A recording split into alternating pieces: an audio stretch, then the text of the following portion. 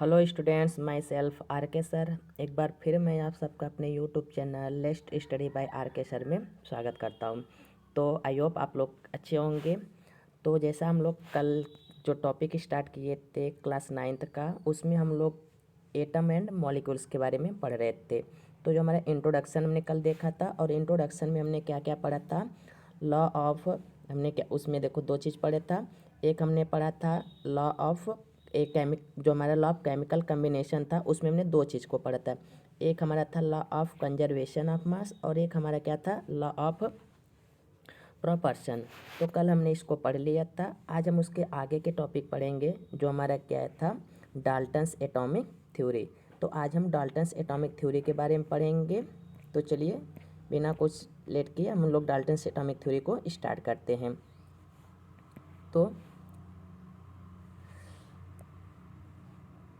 देखो, तो अब डाल्टन्स एटॉमिक थ्योरी में होता क्या है, तो डाल्टन्स ने अपने एटॉमिक थ्योरी में क्या बताया था, उनके अकॉर्डिंग उन्होंने बताया था कि हमारा किसी भी स्टेट का मैटर हो, चाहे वह हमारा एलिमेंट्स उन्होंने बताया था किसी भी स्टेट का मैटर हो, चाहे वो हमारा क्या हो, सॉलिड हो, चाहे वो हमारा सॉलिड हो, या फिर चाहे वो हमारा क्या हो, लिक्विड हो, या फिर हमारा क्या हो, गैस हो। उन्होंने बताया था किसी भी स्टेट का हमारे पास मैटर हो, चाहे वह सॉलिड लिक्विड गैस किसी भी फॉर्म का हो, वो सभी को वो हम इसको तीनों किसी न किसी एलिमेंट्स के या फिर वह कंपाउंड के फॉर्म में होते हैं, या फिर वह मिक्सचर के फॉर्म में होते हैं।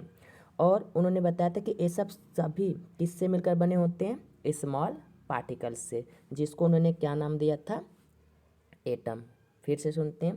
देखो, डाल्टन से अपने एटॉमिक थ्योरी में क्या बताया था कि जो मैटर होते हैं वह किसी भी स्टेट का मैटर हो, वह इस एलिमेंट्स या कंपाउंड या फिर मिक्सचर के फॉर्म में हो, वो सभी छोटे छोटे स्मॉल पार्टिकल से मिलकर बने होते हैं, जिसको उन्होंने नाम क्या दिया था, एटम। क्या नाम दिया था उन्होंने, एटम।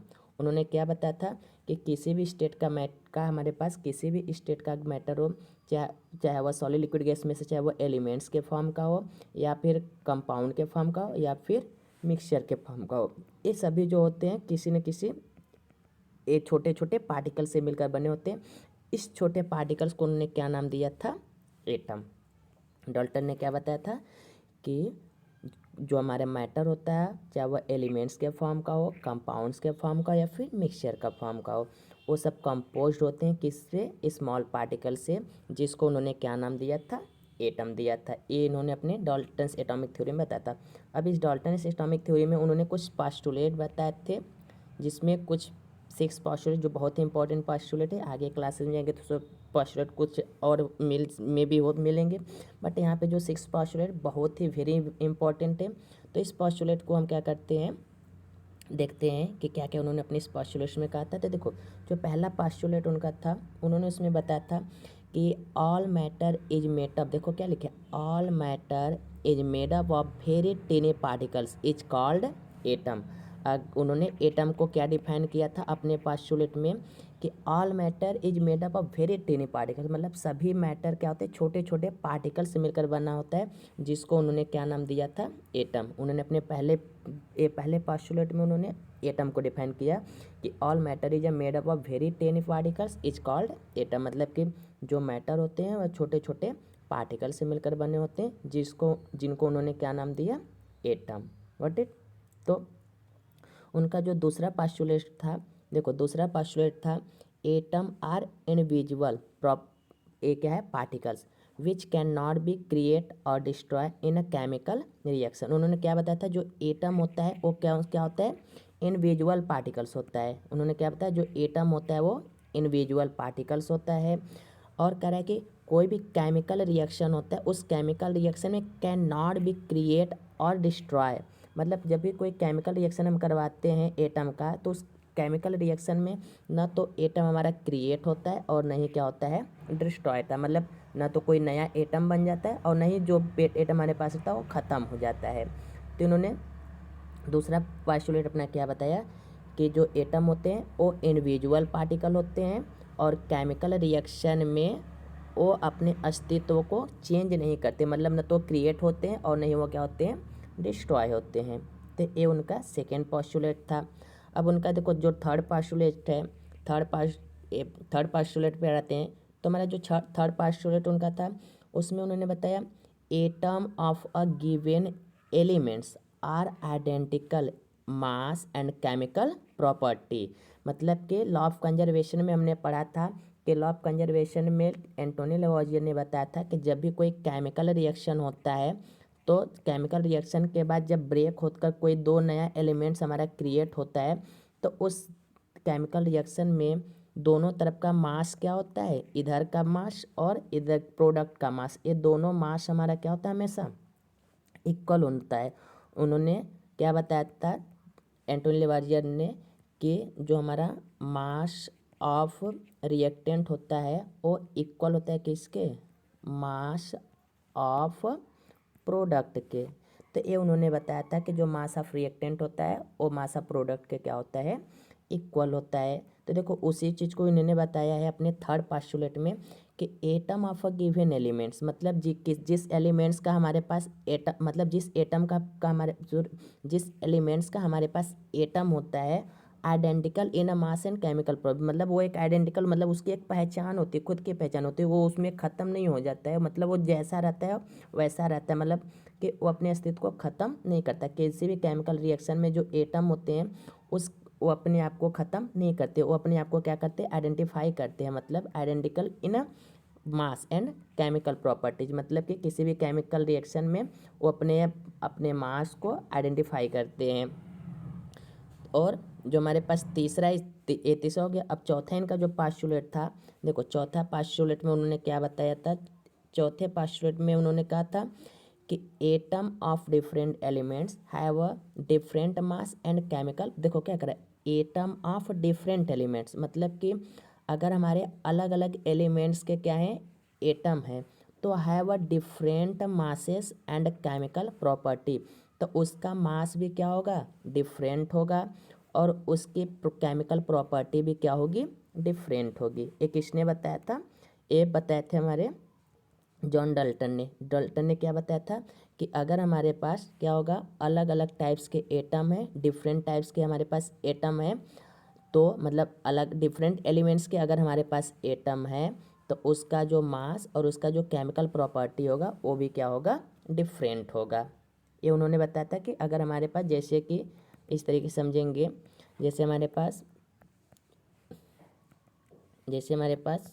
सोडियम का, जैसे हमारे पास सोडियम है, जैसे हमारे पास सोडियम है, मैग्नीशियम है, एलुमिनियम है, पोटेशियम है, चाहे ऑक्सीजन हो गया, ये सब चीज़ें होगी। अगर ये सब अलग अलग एलिमेंट्स हैं, इस अलग अलग एलिमेंट्स के अगर एटम को अगर हम एक साथ रखें तो इन सब की प्रॉपर्टी भी क्या होगी, अलग अलग होगी, इस सब की प्रॉपर्टी भी क्या होगी, अलग अलग होगी। तो वही उन्होंने बताया था कि अगर हमारे पास डिफरेंट एलिमेंट्स हैं, डिफरेंट एलिमेंट्स के एटम हैं, तो उनके पास जो होगा उसका मास डिफरेंट होगा। किस मास की बात कर रहा है, तो बात करेंगे हम एटॉमिक मास की। एटॉमिक मास, उसकी एटॉमिक मास क्या होती है, अलग होती है, और उसका जो केमिकल प्रॉपर्टी होता है वो डिफरेंट होता है। लेकिन उन्होंने देखो आगे क्या बताया है, atom combine in ratio in a small whole number of a form compound. उन्होंने क्या था कि जो एटम होते हैं कंबाइंड होकर, एक कंबाइंड होते हैं, कैसे रेशियो होते हैं, एक रेशियो में होते हैं, स्मॉल रेशियो में, और वो भी होल नंबर में, और वो सब मिलकर क्या बनते हैं, एक कंपाउंड बनाते हैं। अब इसको समझना, मतलब कि जैसे कि अगर हाइड्रोजन और ऑक्सीजन हो गए, अगर हम ये आपस में मिलते हैं तो हमारे पास जो H2O बनता है, ये चीज़ जो हमारे पास H2O बनता है, तो उन्होंने बताया था कि जो हाइड्रोजन और ऑक्सीजन आपस में मिलेंगे तो इनका एक फिक्स रेशियो होगा, स्मॉल फिक्स रेशियो होगा, 1:8 होगा। समझ में आया ना, ये जो होता है इसका ये कंपाउंड बनने का जो हाइड्रोजन ऑक्सीजन का रेशियो होता है वो कितना होता है, 1:8 होता है। तो उन्होंने यही बताया था कि जब दो एटम्स आपस में कंबाइंड होते हैं और एक इस रेशियो में, जो कि क्या हो, स्मॉल होल नंबर में होना चाहिए, वो मिलकर एक क्या बनाते हैं, कंपाउंड बनाते हैं। एक इसमें हमें बताया गया था लॉ ऑफ कांस्टेंट प्रोपोर्शन में, लॉ ऑफ कांस्टेंट प्रोपोर्शन में जोसेफ प्राउस ने बताया था। प्राउस ने क्या बताया था कि जब भी कोई केमिकल रिएक्शन होता है तो उस केमिकल रिएक्शन में जो भी रिएक्टेंट की तरफ जो एलिमेंट्स रहते हैं वो मिलकर एक जो नया कंपाउंड बनाते हैं, तो इस एलिमेंट्स का जो रेशियो रहता है कंबाइंड होने का वो एक फिक्स रेशियो में होता है। तो ये उन्होंने बताया था किसने, प्राउड्स ने। तो इनका जो फिफ्थ पोस्टुलेट था उसमें उन्होंने बताया था कि जो एटम कंबाइन होते हैं वो एक रेशियो रहेगा, और रेशियो हमारा कैसा रहेगा, स्मॉल होल नंबर का, मतलब बहुत ज़्यादा रेशियो नहीं रहेगा, जैसे 100:98 ऐसा कोई रेशियो नहीं होगा। 200 रेशियो मतलब कि एक सिंपल सा रेशियो होगा, होल नंबर में होगा, डेसिमल वाला रेशियो हमारे पास नहीं होगा। तो ये उन्होंने बताया था अपने सिक्स पोस्टुलेट में। अब इसके बाद देखो हमारा जो फिफ्थ वाला, ये फिफ्थ हो गया। अब इसके बाद देखो जो सिक्स पोस्टुलेट है, अब सिक्स पोस्टुलेट में वो क्या बताया गया था कि the relative number and kinds of atom are constant in a given compound. करें कि जो रिलेटिव नंबर होते हैं और जो उसके अलग अलग टाइप्स के जो एटम्स होते हैं are constant in a given compound, मतलब कि जब वो मिलकर एक कंपाउंड बनाते हैं तो उसमें उसका जो नंबर होता है वो हमारा क्या होता है, कांस्टेंट होता है। जैसे कि हमारे पास इधर हमने भी एग्जांपल, जैसे अभी हमने एग्जांपल लिया था, जैसे ये हमारा हो गया हाइड्रोजन, ये मिला किससे, ऑक्सीजन से, तो ये हमारा बन गया क्या, H2O। अब इधर हमारे पास हाइड्रोजन 2 है तो इधर भी हाइड्रोजन 2 रहेगा, इधर ऑक्सीजन 2 है तो इधर भी ऑक्सीजन 2 होना चाहिए, तभी ये हमारा क्या होगा, सही होगा। इनके अकॉर्डिंग इन्होंने बताया था कि जब भी कोई क्या होते हैं, जब अलग अलग टाइप्स के हमारे एलिमेंट्स मिलकर एक कंपाउंड बनाते हैं तो दोनों तरफ का जो उसके रिलेटिव नंबर रहेंगे रिएक्टेंट की तरफ और प्रोडक्ट की तरफ, वो हमेशा क्या होंगे, एक इक्वल होंगे, मतलब एक कांस्टेंट होंगे। तो ये उन्होंने बताया था अपने पोस्टुलेट में। तो ये उनका पोस्टुलेट हो गया। एक बार फिर से आप लोग देख लेंगे। पहला उनका पोस्टुलेट क्या था कि उन्होंने बताया था all matter is made up of very tiny particles, जिसको उन्होंने क्या बताया था, एटम। उन्होंने बताया था जो एटम होता है वो इंडिविजुअल पार्टिकल होता है और वो केमिकल रिएक्शन में अब ना तो डिस्ट्रॉय होता है और ना ही क्या होता है, क्रिएट होता है। इसके बाद थर्ड में उन्होंने क्या बताया, atom of a given elements are identical in a mass and chemical property. करा कि एटम आज गिवन एलिमेंट्स, मतलब कि जिस भी एलिमेंट्स का एटम होता है वो अपने आप को आइडेंटिफाई करता है, मतलब अपने किसी भी केमिकल रिएक्शन में वो अपने प्रॉपर्टी को, अपने मास को आइडेंटिफाई करता है, मतलब अपनी पहचान को कायम रखता है, मतलब कि वो उसमें अपने अस्तित्व बनाए रखता है। फोर्थ में उन्होंने क्या बताया, अगर अलग अलग टाइप्स के एलिमेंट्स हैं तो अलग अलग टाइप्स के एलिमेंट्स के अलग अलग एटम होंगे तो उनकी केमिकल प्रॉपर्टी और उनका एटॉमिक मास दोनों ही क्या होगा, डिफरेंट होगा। फिफ्थ नंबर में उन्होंने बताया कि जो एटम कंबाइंड होकर एक कंपाउंड बनाते हैं, जब दो एटम या दो से ज़्यादा एटम आपस में मिलकर एक कंपाउंड बनाते हैं तो वो जो मिलते हैं तो वह एक स्मॉल होल नंबर में और एक फिक्स रेशियो में होंगे, तब ये आप मिलेंगे तब ये हमारे कंपाउंड बनेगा। उसके बाद करा के द रिलेटिव नंबर, मतलब हमने बताया कि जब भी कोई केमिकल रिएक्शन होता है तो जो एलिमेंट्स मिलकर एक कंपाउंड बनाते हैं तो रिएक्टेंट की तरफ और कंपाउंड की तरफ, उस दोनों के तरफ उसका जो एटम ए नंबर होगा दोनों की तरफ सेम होगा। इस तरीके से अब हम बात करते हैं किसके, एटम के बारे में। अब हम एटम के बारे में देखते हैं। तो अब एटम हमारा क्या होता है, तो चलो एटम पे थोड़ा सा हम डिस्कशन कर लेते हैं। चलो ये हो गया हमारा एटम।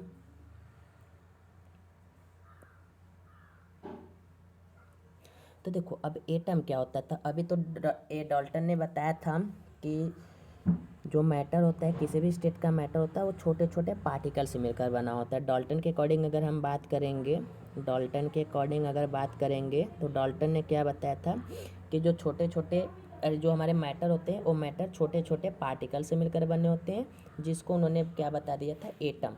अब देखो एटम के बारे में अगर एक्सप्लेन से बात करें तो जो एटम आ रहा है building a block of matter, कह रहा है कि जो एटम होता है वो किसी मैटर का क्या होता है, एक बिल्डिंग होता है। मतलब जो मैटर होते हैं किससे मिलकर बने होते हैं, एटम से, मतलब एटम का ब्लॉक होता है, मतलब एटम आपस में ऐसे जोड़ते ऐसे एक क्या बना देते हैं, एक बड़ा सा अपना मैटर तैयार कर देते हैं, एक बड़ा सा हमारे पास एक बिल्डिंग तैयार कर देते हैं। तो एक तरह से हम कह सकते हैं कि जो हमारे पास मैटर होता है वो मैटर का मेन अस्तित्व क्या होता है, यानी वो किससे मिलकर बना होता है, तो एटम से। दूसरी चीज़ एटम के बारे में क्या करेंगे, देखो according to the modern atomic theory के अकॉर्डिंग अगर हम बात करेंगे तो an atom is a smallest particle of elements, जो मतलब किसी भी एलिमेंट्स का एटम क्या होता है, सबसे स्मॉलेस्ट पार्टिकल होता है। देखो लिखा है ना, according to modern atomic theory an atom is the smallest particle of an elements which take a part in chemical reaction. ध्यान रखना ये सबसे इंपॉर्टेंट लाइन है, which take a part in a chemical reaction. Correct कि modern atomic theory के according अगर हम चलेंगे तो जो हमारे पास एटम होता है वो कि एटम क्या होता है, स्मॉलेस्ट पार्टिकल होता है ऑफ एनी एलिमेंट्स के, मतलब किसी भी एलिमेंट्स का क्या होता है, सबसे स्मॉलेस्ट पार्टिकल होता है एटम। और ये जो एटम होता है take part in a chemical reaction, जो केमिकल रिएक्शन होता है उसमें पार्ट भी क्या करता है, पार्टिसिपेट करता है। कौन, एटम। दो चीज़ याद, पॉइंट ध्यान रखना एटम के बारे में कि जो मैटर की बिल्डिंग होती है एटम किससे मिल, सॉरी मैटर के जो बिल्डिंग होती है वो किसकी होती है, एटम की। यानी हमारा जो मैटर होता है, कोई भी मैटर हो, किससे मिलकर बना होता है, एटम से मिलकर बना होता है।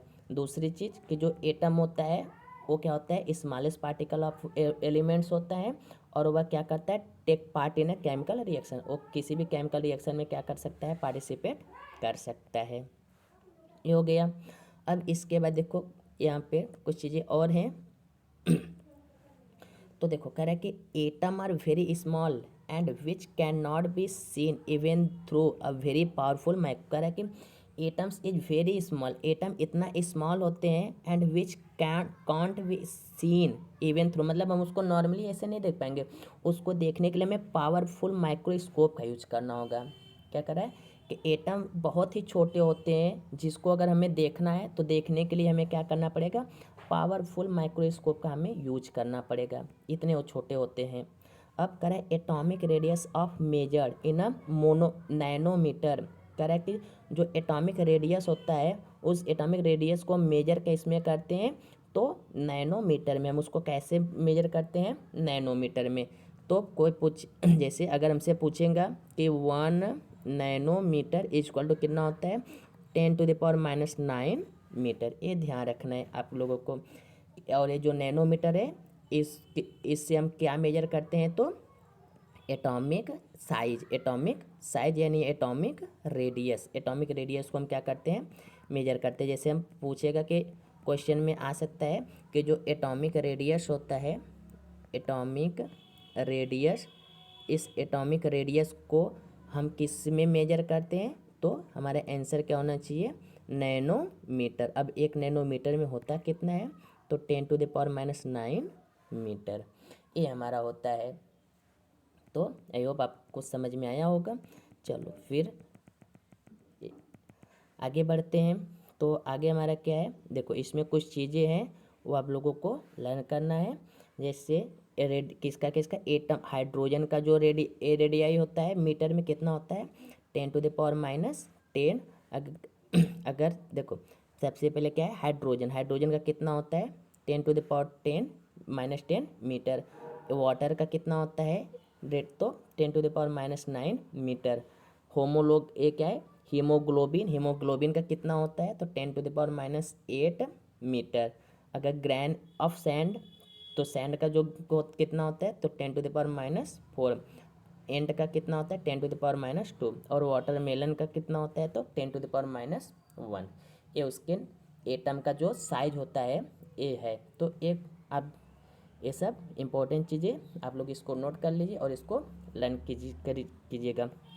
अब इसके बाद हमारा है अब एटॉमिक सिंबल। अब एक मॉडर्न एटॉमिक सिंबल, तो पहले हम सिंबल पे, ये सिंबल होता है क्या है, कहाँ से क्रिएशन हुए, इसके बारे में पढ़ेंगे, फिर हम आएंगे मॉडर्न वाले में।